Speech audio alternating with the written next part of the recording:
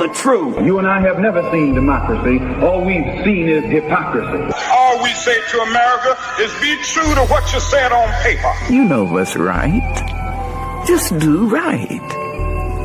It will satisfy your soul.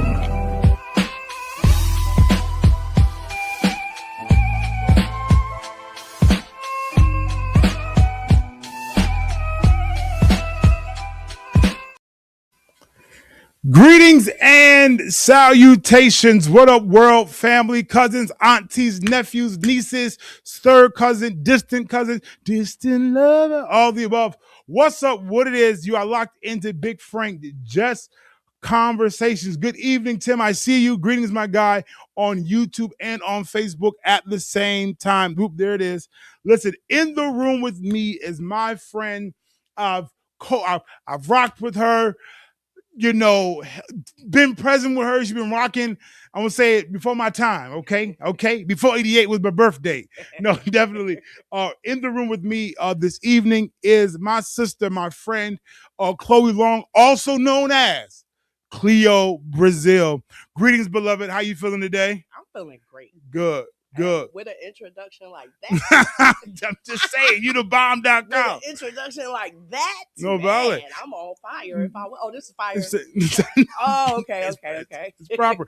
And what I'll say this is that Chloe's been rocking with me for a long time. And I'll say this for real, like 5716, Medea, just through the years, if you know, you know. But you got some things on your horizon. You've been doing some stuff. Yeah, I know we about to get into this. What's coming up? But let me jump back a few months. All right, jump back. You did your showcase at the NAC. Yes. Cleo Brazil. Yes. Man, you tore that up. Yes. How you feel about that? I'm very excited. I learned a whole lot of lessons. I just jumped out into the water. You know what I'm saying? I decided to stop playing it safe.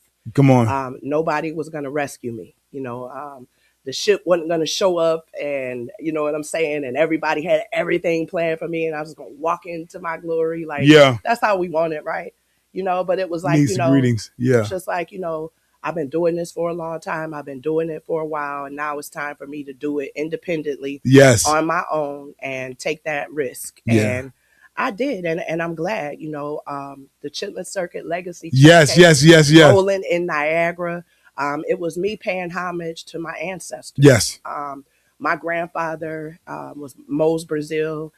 He had a casino in Lyons, Georgia in the early 1900s. Yeah. And a way for me to, when I got older, I tried to go down to the property and get access to it. But I could not find the young lady that at the time currently owned the property. Wow. And so, but the water bill was paid up and the taxes was paid Come up. on. Because I was coming in on the taxes. No valid. I was like, wait a minute, let me go look and see. I ain't got no taxes paid.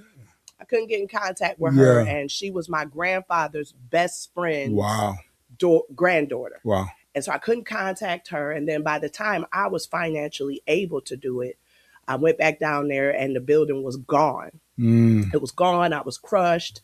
I heard from the people in the town that it had asbestos in it or whatever. So I was crushed. And then it was like, it just hit me like a light bulb went on. The magic wasn't in the foundation of the building. You know what I mean? Yes. The magic was in the people. The magic was in the stories. Because I'd never been to the casino. It was rocking in the early 1950s, 60s. Yeah. And when my grandfather passed, the gentleman he left it to never could bring the casino up to where it was in his day. In his time, Babe's Casino, Lyons, Georgia, that was the place to be.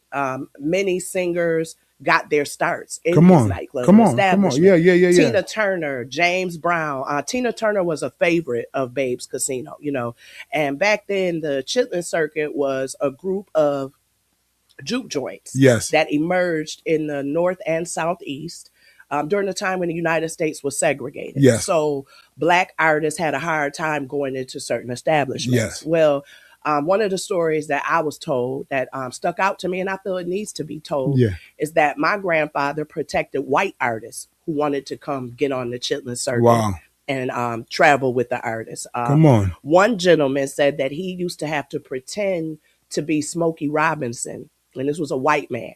He said he had to pretend to be Smokey Robinson so that the Klan wouldn't kill him. Yeah. And I was like, well, wait a minute. This is messing up everything that I was told and everything that I heard. Like, what do you mean? White artists? And this gentleman said to me, he said, Chloe, the artists, we all loved each other. He said, the musicians, we all loved each other. You know, he said, it wasn't us. You know, he said, and my life was in danger. He said, Mr. Brazil protected me against the Klan. He stood up for me. And because of him, I was able to take my music and go all over the world. And he made millions of dollars, you know. And he said he had dropped out of school. His parents thought he was crazy because he dropped out of Harvard to follow my grandfather on the Chitlin Circuit. The Chitlin Circuit was a safe place for not just Black artists, even though it was formed for Black artists, but just for, you know, for artists in general. You would have a place to stay. You would be able to make money, get paid. You'd have your rehearsal space, and you would be able to eat. You know, so I know because you listen, because my girl Chloe can. Okay, I know she can. You already know. But you know that's just recently. But when did you start this? Oh, you want to go back? Yeah, I got just a quick. Trying to go back because I need people to understand that this what's about to pop off, what's coming up, ain't nothing new. Yes. It is the fact that you have legacy, you have the fashion influence of your mom, you have your grandfather, you have music, you have empowerment, you have all these components assigned to you. But I gotta go back so we can launch forward and let us know, like, what was your kickoff into music? What was your kickoff into community? What was your kickoff to get involved? You know, from a little girl, 5 and 6 years old, running around the house singing. My mother had bought me a fake radio, one of those old school stereo players, and I started listening to Michael Jackson.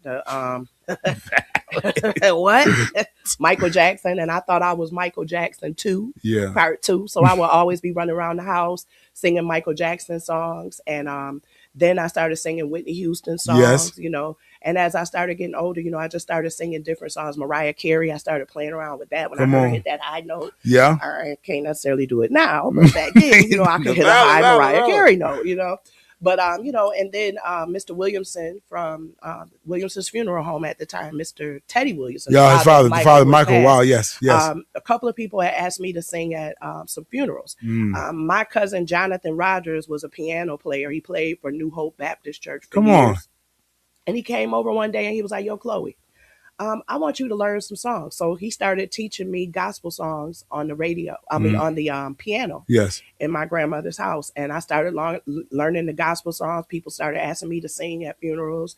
And then one thing led to another. Like 14, 15 years old, Mr. Williamson was like, yo, I see you down here in this funeral home more than my employees. Wow. Are you getting paid for this? And at the time, I'm like, getting paid? Like, I'm grateful to sing. And he was like, no, he explained to me, like, listen, you worthy to get paid. He was like, didn't your grandmother have to put gas in the car to get you here? I said, yeah. He said, didn't she have to get you some nice clothes? He said, it costs money. He said, so your gift is worthy to be paid for. He said, so I'm going to tell everybody from now on that if they want you to sing at a funeral, they have to at least give you $50. Come on. I mean, 14 and 15, $50 2-3 times a week to sing at funerals, you know, and just years went by, hundreds of funerals. Yes. State events. Valid. Juneteenth celebration. Juneteenth.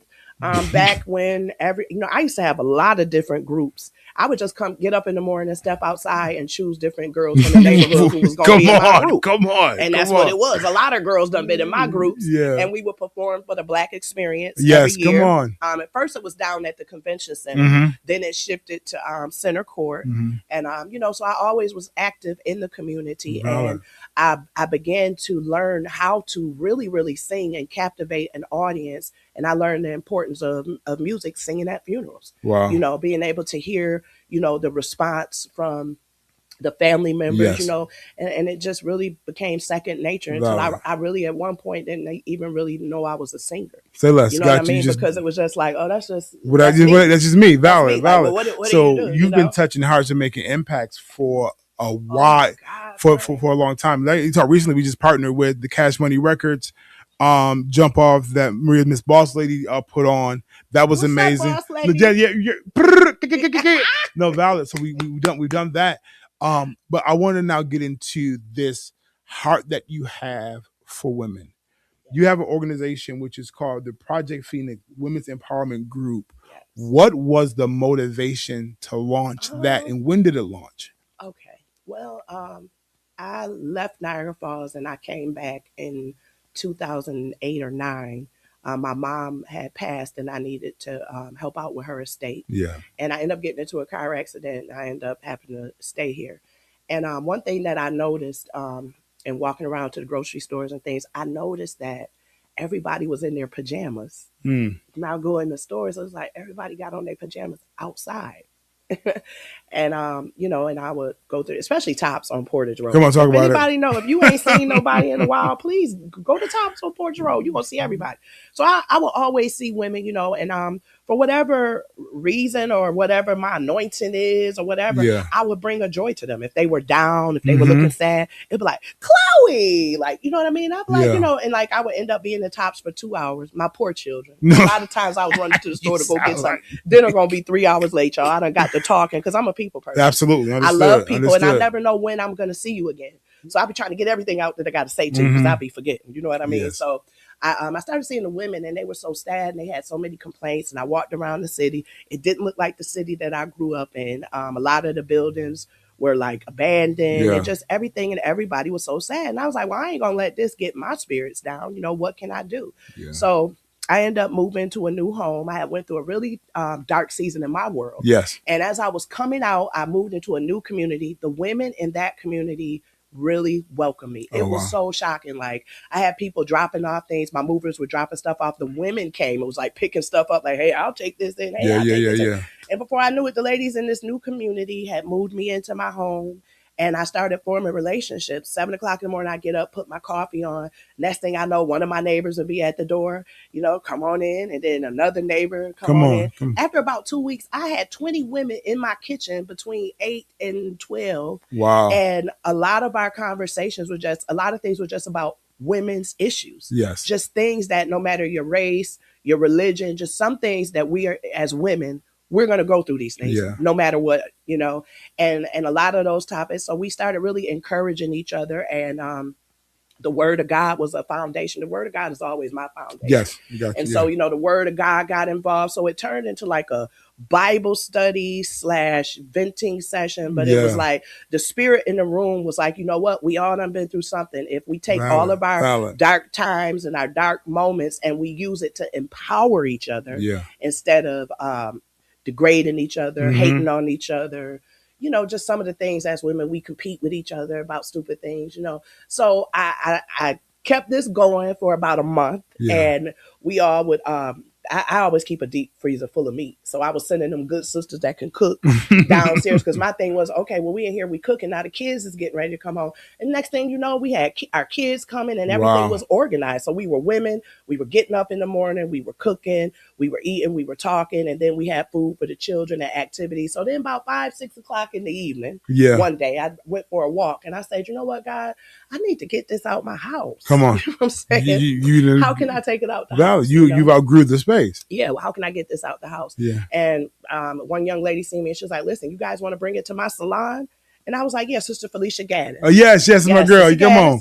So we went to Sister Gaddis salon for a couple of times. And then we got a little bit bigger. And then it was like, you know what? Let's go check out the library. And voila, the library ended up being the foundation. And it was a perfect spot because women from all over, whether they were walking, it just seemed to be an easy spot to get to. Absolutely. So we started going to the library. I wanted to set it up like Big Mama's house. Yeah. Because everybody knows at Big Mama's house, you have different people in different walks. You have, you know, you might have the attorneys over here, the weed smokers over here. Yeah. Everybody. The crazy cousin over here. The holy ones over here, you know. But at the end of the night, we all come together, we eat, we laugh, and we do the electric slide. Come on. Electric slide is us. What they call it now? This is electric slide. Yeah. They got all kind of stuff now. They got all kind of boots on the ground, all of that. You know. But you really created a community. And this is something that I've been echoing all hashtag God everywhere. Yes. And I think that what you even provided thus far, the salon and getting to the library, I think that is just showing impact and influence. And I love the fact that it was diversity of individuals coming to glean. But tell us more, because you got it, you know. Yeah, you know, the library. And It was amazing. The atmosphere is beautiful. You come in, there's good food. Now, I'm funny about the food. I love to eat, and I'm at any of my events and things. Anytime I can eat, I'm going to eat well, and I'm going to feed people well, So we had one lady, Sister Anna Dove, and we would give her the menu. She would prepare all the food, and the women, we all would chip in. Some would drop off whatever ingredients was needed. We as women all came up with it, dropped it to her. They pick her up, bring her, set up. We'd be playing some music. Women would start coming in, and they would be talking, hugging each other. I even had pictures. It was such a beautiful thing. Women of all races, all colors. And it was amazing to me. Everybody in the same room, just showing each other love, on just everybody on one accord, And a lot of the ladies that started coming that were depressed, and you would see them out in their pajamas pretty soon, honey, they weren't depressed no more. Come on. Oh, the women started looking good and pretty, and they started smiling, and we really started encouraging each other. So what we would do at the end of the meeting, we would form a circle, a prayer circle. Yes. In this prayer circle, any woman could get in the middle of that circle, and she could vent if something is wrong, if something is bothering you now. Is it something about the city, your personal life? Do you want to, you can sing a song in the circle, show your talent, just whatever in that circle. As long as, and this is one thing that I was so proud of the women for, sometimes in that circle, some dark things were said. Yeah. And if there was a current issue, there was always another lady sitting in the chair around the circle that could solve whatever problem was going on. You know? One time we had a lady, she was here from New York, and she had a domestic violence situation. She had got funds from social services, but she had a certain amount of time that she could find a place. Yeah. She was a couple of days away from not finding a place. She had like teenagers. And when you're going through something, you don't want to go through something with teenagers. Teenagers are very hard to go through. When they 5 and 6, you can give them a juicy and a bag of chips. They don't know what's going on. But when they get that age, they can be very judgmental, and it's hard. So she had a lot going on, but we in that circle found out what was going on. And within 1 week, the one lady that was sitting there, she had a property. She was a property manager. Wow. She had a property, and she needed someone to fill the contract because the people that was supposed to fill it never signed it, and they just like ran away on her. And she was like, man, I got to get this done. So it was like, wait a minute. And so, hey, they connected. And then the rest of us, we furnished her house. Wow. So within 7 days, she, Sister Nora from Mount St. Mary. Yes. She made sure each one of her children had brand new beds, mattresses, blankets, pillows. I had this beautiful big screen TV, a 55 inch. It was sitting in my room, brand new, in a box for a year. I kept on saying, I'm going to get somebody to put the TV on. I'm going to get somebody to put the TV on. And then it was like, you know what? You don't watch TV. This is why it's been here for years. Can you get this woman her TV? Wow. You know what I mean? We had video games and stuff, things to keep her kids, busy while she transitioned. And she, a week later, one of the ladies that was there she owned the tax office, Tamika from Tax Time, she hired her as a secretary. Come on. So the provision that was there, the community that was there. Now let's get into the heaviness of it, because I think that sometimes we miss that, because I see the impact, I see the drive, but sometimes life hit. Yeah. And life hit, and this is where I love the name called Phoenix, because it does rise again. What opposition did you have? Well, I know. Well, and this is heavy. This is the reason why I bring this up. It's not to be messy, not to be any of those things, because it's just real. And I think people need to know that they're, even in doing good, opposition shows up. Even in doing good. Well, I guess I started ruffling the feathers of some of the pastors. Yeah. And they felt like I was trying to become a pastor, or I was going to start my own church. So they started telling a lot of the women, don't go to my meetings and things. And some of the women was kind of conflicted, because like, wait a minute, my pastor telling me not to come, but when I come here, I'm being fulfilled. Yeah. I'm receiving, I'm giving, I'm being blessed, and I'm having a great time, And so I just said to them, let your conscience be your guide. Absolutely. Because I'm going to be here. I'm going to be here. I'm going to do this, because the work that we did, it was even greater. That was just one situation where we helped furnish a woman. Like, I was able, if I seen a situation where maybe some kids didn't have some school clothes. Yeah. I just dial up a couple of the ladies. Next thing you know, well, girl, I got $100. Well, girl, what's their size? We all doing phone calls, ever. Guess what? We got some kids $400 or $500 worth of school clothes. So, we were really making changes, and we were Yes. making things happen. And it was just women coming together, genuine women, and nobody took anyone's information out of that circle. And that's important. So proud. That's important. Unless, and that was the rule, the only way you take anything out this circle is if you're using that information to pull and draw another woman, and everybody did that. Frank, when I tell you, we had principals at schools. We even had, now some pastors sent their wives over. For some sure. first ladies came, they came out, they taught, we would pick different topics and discussions, and they would come with the word of God. Yes. And with a word, just being a woman. Absolutely. Just being a woman, we had your beautiful mother there. Come on, Queen. Oh, come on, now your mother was there. Come on. Locked and loaded. No. She was locked and loaded. For sure. That's the Queen. Locked and loaded. loaded. And I think that, like I said, opposition happens. But I'll say this all the time to anybody. When you're doing what you've been commissioned to do, that there is opposition and there are challenges, that's not the sign to quit or to stop. It's just a part of the process. You will always offend somebody. And I hate to say this, step on the toes, sis. Yep. Even my brother, step on the toes and do. Yeah. You know what, Frank? I just decided this year, with all the doors and the opportunities that have come to me for real, I have just decided, you know what? I am comfortable now being the villain in somebody's story. Absolutely. I've been trying, I just never wanted to be the villain in nobody's story. Like, I don't want to, but you know what? I'm finally free. Yeah. And I'm free. And liberation comes with responsibility, but it's a good feeling that literally I'm not concerned about opinions and thoughts. I came to do what I've been commissioned to do. And if it offends you, that ain't my fight. It's not my fight. I'm fulfilling, I'm doing, and here you are now getting ready to, I use the word relaunch, but I don't want to use the word relaunch to a degree, because even though it may not have been directly to the women as the event you're getting ready to do, we'll talk about that in a hot second, you've been impacting lives and you have not stopped. No. And that's what it's about. For me, that's where I get my fulfillment and my joy, I'm very blessed to be able to touch people at some of the lowest times Absolutely. in their life. I'll be out in the grocery store in different places and people come say, "Oh my God, you sang at my mother's funeral. Wow. You don't know what I went through during that time. And then I heard the song and I thought about you, and that helped me get through what I was going through. And so it was like, you know what? I'm going to always do God's work. I'm going to always fulfill my assignment. Yes. And I'm not explaining to people where God takes me on this assignment anymore. Because it's deeper than church walls. Mm-hmm. It's deeper than your local city. My call is global. Yeah. It's global. I have a global anointing. I'm anointed to go out into the earth. Yes. The earth is the Lord's and the fullness thereof.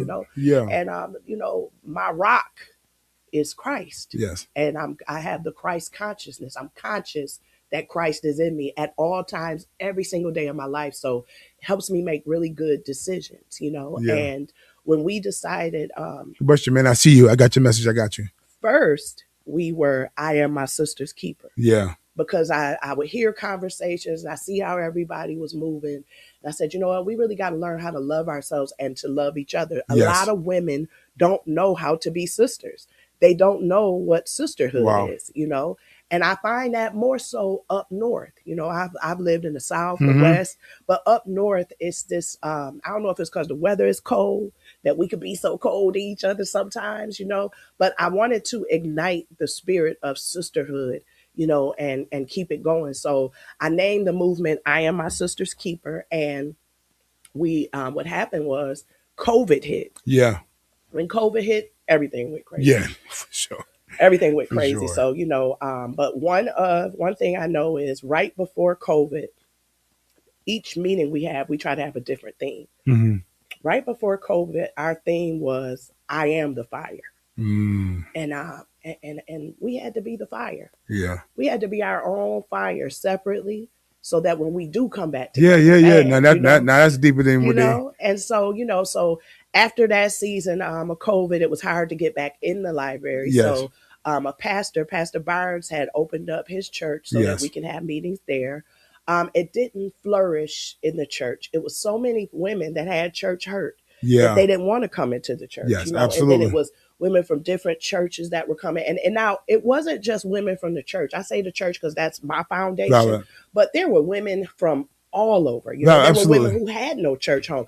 I said, well, if some of these pastors are smart, they would send some of the female evangelists into the meeting to glean, to grab some of the sheep. Like, yeah. I don't have any control. I'm not trying to control these women's lives. Yeah. Everybody gonna make their own decision. If you got a beautiful church home, why wouldn't you send your sheep out to pull other sheep in? That's on you and how you do things. Yeah, I have even with that being a, assistant pastor, just quickly to touch on that, and we'll talk about the event, is that I believe that everybody has a role to play. And I think that even churches and organizations have a role to play. Exactly. Let them execute their part. And if they are encouraging and uplifting, I'll give a piece of my meal. Yeah. But there's a company, there's some dessert, there's some side, there's some peace. Yeah. So I'll give my part. Let God use you who we want to use to build that up so that God can do what he want to do and get your emotions and your egos out of the way. Oh, and that's just that's a whole nother show. That's another show. When you talk, that one, I want to we talk about egos and limitations and boundaries and gatekeepers because your feelings hurt. But nevertheless, the phoenix is, and I I'm the preacher, so it's not even rising. It is already risen. It is already up. And the fire that you talked about, and sometimes what you see is people's flame gets low, but you're getting ready to bring another level of fuel to it. You're getting ready to be, it's not the agitator, but you're getting ready to be the I just see the combustion. You're ready to be the fuel, the gasoline. I had that fire burning, but I had nobody. I didn't know where to go. That's right. But you get just like light it up, light it up. Fire starter. No, for sure.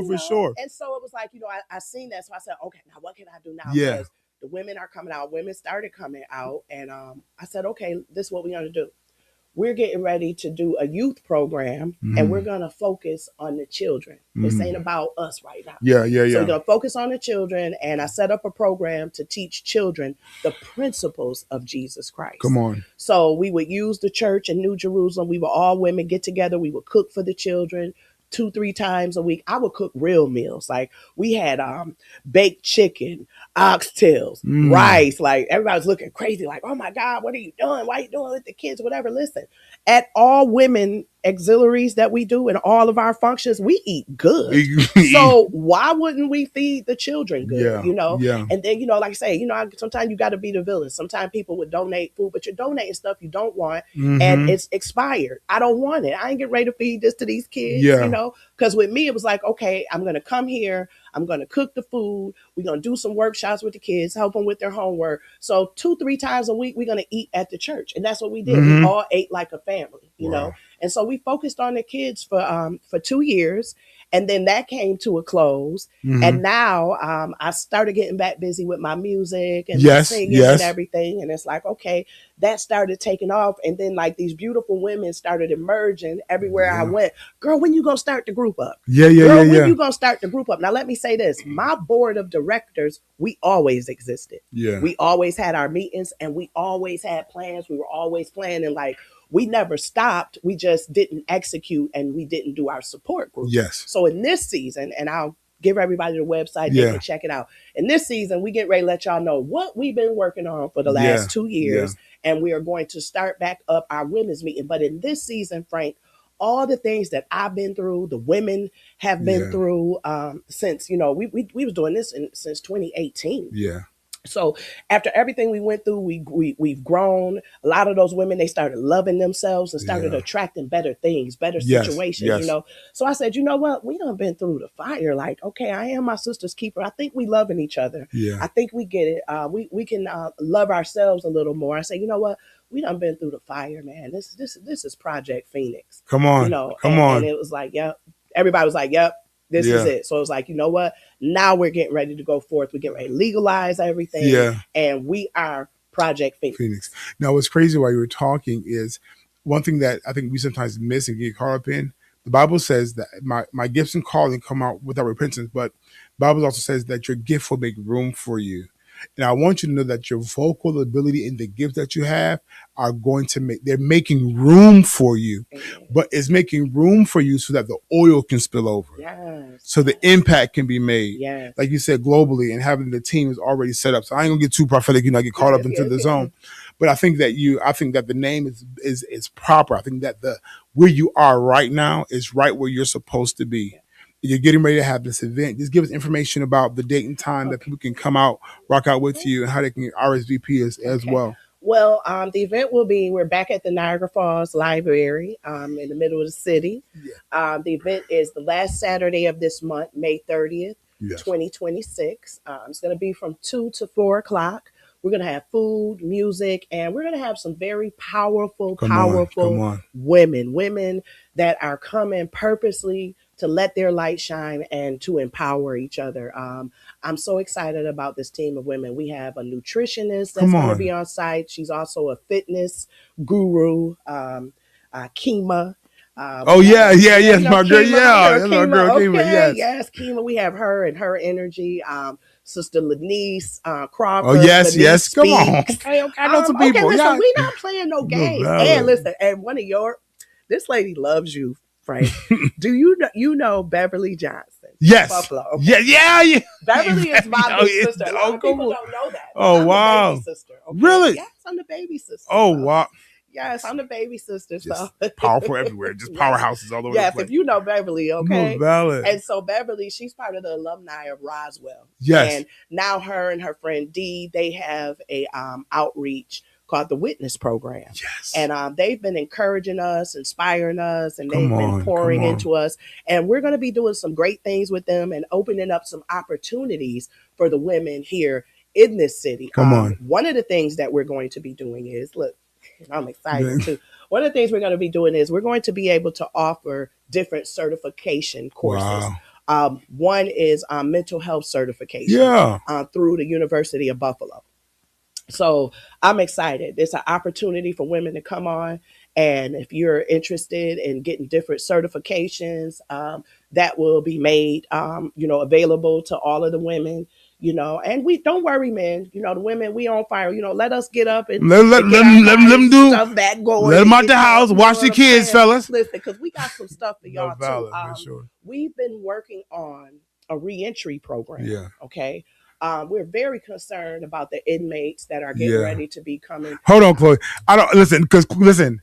This is what I'll say, because I think Chloe has a lot happening. She has a lot going on, and she about to download y'all. No, valid. So what happens is, if you really want to get involved and send the women. Listen, and I'm gonna say this: send the wife, send the girlfriend, send the niece, send the mother, send the grandmother. Let them get what they need. Let them get it. Let them be encouraged. Let them be inspired. Because listen, the event is happening May 30th at the library from 2 p.m. to 4 p.m. You can register RSVP at the bottom. The numbers are there. Tap in. But listen, before we get out of here, because like Chloe, they on the move, and I want to, I do this in grace, and not let her tell all that she's getting ready to do, because she can show you better than she can tell you. And is moving, and you're like, oh yeah, and I'll be this person, and I don't mind. Don't just jump on because you think it's hot and it's moving. No, come to give, come to glean, come to be a part, come to elevate for real. But Chloe, I got a young lady on, my community niece. She says she's struggling to love herself. Before we get out of here, what would be your words of wisdom to her? Just any woman watching at all, what would be your words of wisdom? First of all, let me tell you this: you need to get there. Because when I first was told years ago, well, you got to love yourself. When you love yourself, certain things you won't go for, certain boundaries you'll set up, certain things. And I'd be like, okay, well, you need to love yourself. Okay, gotcha. I get it. But how do you tell a person that don't love themselves, they need to love themselves without giving them, how do I love myself? Like, what is it that, what can I do to love myself? One of the things that I suggest to any woman who wants to love themselves is get you a journal. Come on. Get you a journal, some white paper, and get your pen. A blue pen for me, this is just something that blue ink does when my brain sees it, But get you a journal out and start writing down all the things that you should be grateful for. I don't care what you're going through. I don't care what kind of hell you're going through. Because, honey, if you know me long enough, if we sit and talk, I don't look like what I've been through. But I do know one thing. No matter what you're going through, wherever you are, it's something that you can find to make you happy about. it's something, you know, whether it's the way that you speak, maybe it's your voice, maybe you know how to dress real good. Maybe you the type of person that, honey, your friends come through, you could show them how to dress or whatever. Maybe you're just grateful because you woke up in the morning. Come on. Maybe you're grateful because you can walk. I don't know, you know, so you got your limbs. You know what I'm saying? And if you can't walk and you're in a wheelchair, you should be grateful that you got arms that can roll your wheelchair. You know what I'm saying? So for me, I say, look at all the things that you should be grateful for. Yeah. You know what I'm saying? Gratitude. Start writing those things down. And however you visualize yourself, I'm about to put you to work. And I want you to go to Dollar General. It only costs $1 and get you a board, a white board, and get you some old magazines. Whatever you visualize for yourself, the things that you feel like, you know what, I don't have these things and this would make me feel better. Put it on your vision board. Mm-hmm. I'm telling you how you get ready to get free and start loving yourself. Because when you actively start doing these things, you start attracting situations and people that will reflect the love to you. You know what I'm saying? So if you are trying to find something about yourself to love, just think about what you're grateful for. Yeah. Listen, every breath you take and I take today, we both should be grateful for, because that means we're not dead. Yeah. As long as you got breath in your body, it's a new day. When the sun goes down and the sun rises back up, that's a whole nother day to make better decisions. When you start loving yourself actively and you say, you know what, this is what I'm getting ready to focus on. Self-love. A lot of times for women, that means shutting your legs. Celibacy. Being celibate, learning how to deal with yourself and be alone without adding anyone else to that picture. Because some of us, we need to unlearn and we need to relearn. Yeah. Because for some of us, love to us was the trauma that we seen our parents go through. To us, that was love, that dysfunction, you know. So loving ourselves sometimes was what we seen and what we thought other people did to love themselves. When you get older, you start looking, you're like, oh my God, that wasn't love. What was I thinking? So that's what I say to you. Get your journal out, get you some white paper, a blue pen, and start writing down all the things about you personally that you're grateful for and all the things that you want in life. Write a paragraph as if you already have it and be thankful. And I'm going to give you an example. This is how I do it. God, I thank you for my brand new truck. Do I have a brand new truck? No. But if I thank God enough for it, guess what? I probably will have it. Yeah, because listen, I'm just my girl Chloe. She'll read you. She'll read you all the way down. Because I'm full. You're full. You know what I'm saying? I'm full, so I can easily pour. Absolutely. So I want you guys to make sure you RSVP for May 30th. Yes, because we're gonna feed y'all. Gonna feed you, and they're gonna pour out to you. And I mean, you want to be present. It's time to get up. It's time to go. Get here. Do what you got to do. The 40 bus run. Just get here. Now, I say this all the time. There's always a blessing to be in the room. Chloe, I thank you for your time today. I appreciate you. It was such short notice, and I do thank you for getting me in here. For sure. Love everything you're doing. Keep going. Will do. I'm excited, and after I sign this contract, I'm gonna come back and talk. Okay. Don't just start, no. I said Cleo. Come on, because I want to say something slick, but I might. All y'all talking reckless. Watch your mouth. You heard? I holler at y'all. Peace. I holler at you. Thank you. I want the truth. You can't handle the truth. You and I have never seen democracy. All we've seen is hypocrisy. All we say to America is be true to what you said on paper. You know what's right. Just do right. It will satisfy your soul.